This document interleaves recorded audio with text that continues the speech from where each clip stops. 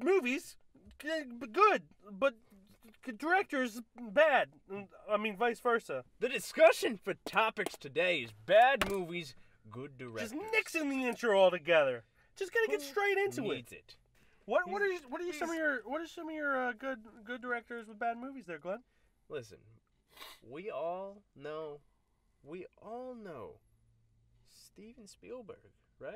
Oh, you son of a bitch! You're taking mine. It's the first big name that I saw. Son of a bitch! You son of a bitch! It's mine. I picked that one. I looked through all the lists and noticed that it wasn't there. How do all you people who are making lists about bad movies by good directors not going to put Indiana Jones and the Kingdom of the Crystal Skull on there? Such a bad movie.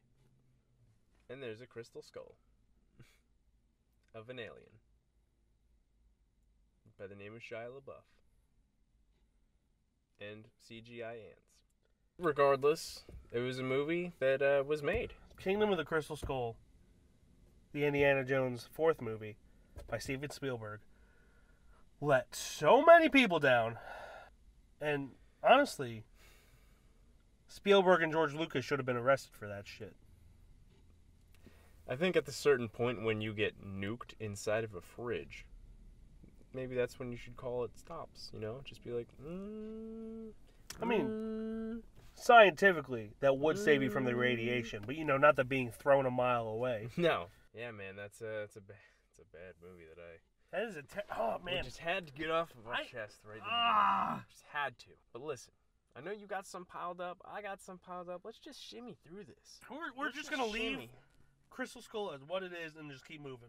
What's another one you got there? Let's talk about Tarantino for a second, okay? He's got his own kind of style of filmmaking. He's pretty good at it, okay? Yeah. But then comes along a movie called Death Proof. Okay. Which was a twofer in Grindhouse. See, yeah, Death Proof was a huge letdown from Tarantino. It was kind of like him just jerking off to himself. Like, oh yeah, I'm Tarantino. And feet. Rosario Dawson too. Feet. And it portrays itself as this huge feminist thing, but in order to get the car that they were driving around, they leave their friend who's dressed like a cheerleader behind with the creepiest dude in the world. And then they don't say what happens to that girl. So essentially they sell this girl for a car. Super feminist, I guess. But Kurt Russell's in it. Kurt Russell is in it. He is in it. It's not a terrible movie. No, it's compared to Tarantino's other movies, it is. It could have had a lot more potential to be a lot better than it was. Yes. And when you got Kurt Russell in the mix there, it has to be good. Yeah. Otherwise, it's just not, which doesn't make sense. Yeah. If something's not good, it shouldn't be bad. What? Anyway, Mike, let's move on. Okay? Moving on. You know Francis Ford Coppola, right? What? Godfather 1, Godfather 2, Godfather 3. That's not the one that's on the list, though. That is a bad one, but it's not the one on the list. Apocalypse Now. He's got, loads of great movies. But he made Bram Stoker's Dracula, starring Keanu Reeves in what I guess is an attempt at a British accent. And Gary Oldman being good as usual, but even Gary Oldman couldn't save this movie. Gary Oldman It is just filled with frickin' frick fracks. Vampire frackers. Vampire frackers that don't make sense. The entire thing doesn't make sense. It's got this weird scene where a girl's having sex with like a werewolf, but it's. I don't see any problems there, Michael. You haven't seen it, have you? I've seen Underworld enough to know that's pretty close to what Dracula's got. No, okay, Dracula makes Underworld look like a masterpiece. That's how bad it is. Mother of God. Anyway, yeah. I haven't seen it, but I've heard all about it, and that's all I need to hear about it. So bad. So bad. SoBad.com. Muy bado. Phew. What's next on your list? For me, we're gonna go with Dark Shadows. Tim Burton. I have not seen it, so I cannot say anything. I've seen parts of it to know that I shouldn't see the rest of it. Johnny Depp as a vampire You know, Tim Burton's wife is also in there, I'm pretty As sure. a vampire. As a vampire. Chloe Grace Moretz, also as a vampire.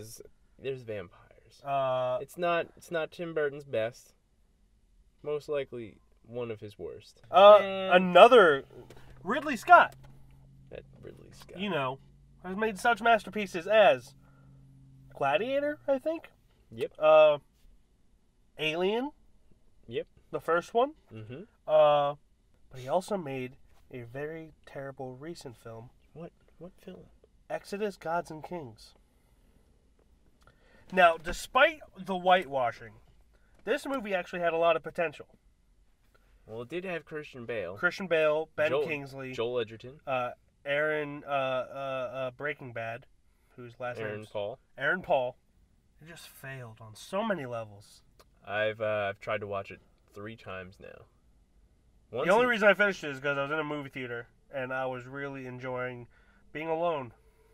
Well, once for me was in the theater and I left.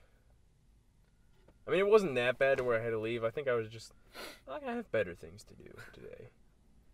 I think I have laundry to do. There's laundry that needs my body. Yeah, it was not bueno.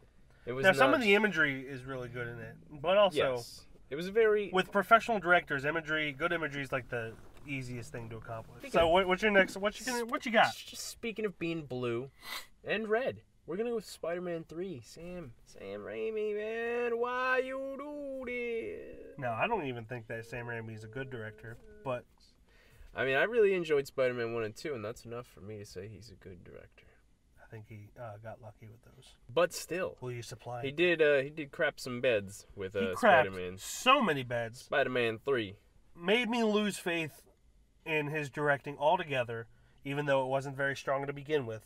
No. But that definitely sealed the deal. It sealed so many deals of hatred.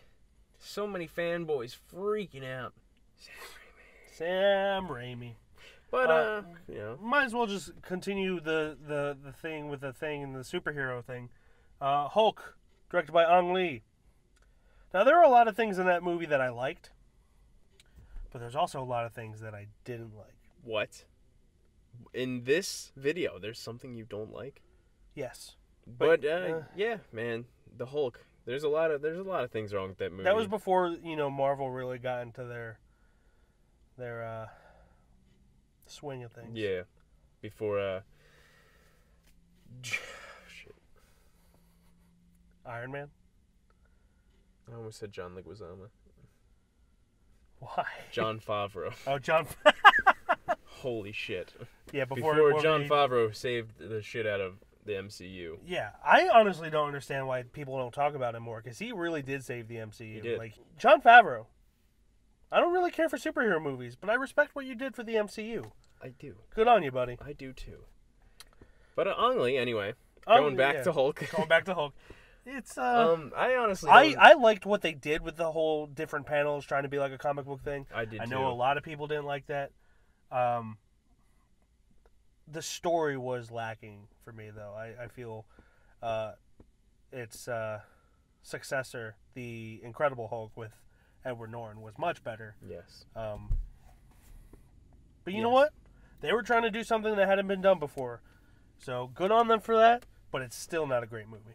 Yeah, I liked that they tried the style of the comic book thing, but I don't necessarily understand why they went with Ang Lee to try to direct this movie. He was coming off the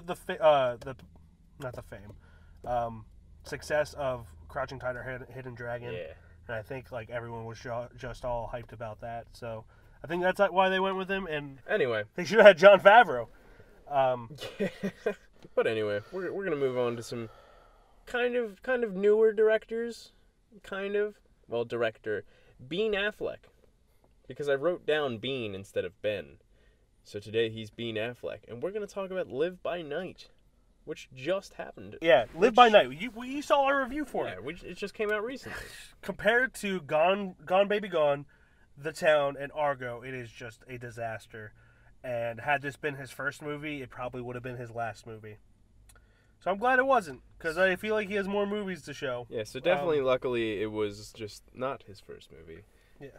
And definitely not his last, hopefully. So we're going to go the opposite way. What? And not go to new directors. And we're going to go to Lovely Bones, directed by Peter Jackson. This was such a disappointment. I was so excited for this movie. It was shot in the area. It like was. In the Philadelphia area. I heard all about it. I was like... I stood where they shot most of the scenes. It wasted such a great performance from Stanley Tucci, too. Stanley Tucci was phenomenal in this movie, but he couldn't save it. And then there was Mark Wahlberg. Did we really have to say too much about that? I don't know. I think that's just so... Stanley Tucci, you tried. Saoirse Ronan was not at her best in that. Peter Jackson. This was after King Kong, yes? Yes. It's after King Kong. How do you follow up with that? All right. We're going to get into some touchy areas, and a lot of people out there are going to agree, okay? A lot. George Lucas. Star Wars Episode 1. Darth Maul. That's all I got to say. That's all I'm going to say. That's all I will say. No, hold on. You just lied to me. I did. Qui-Gon.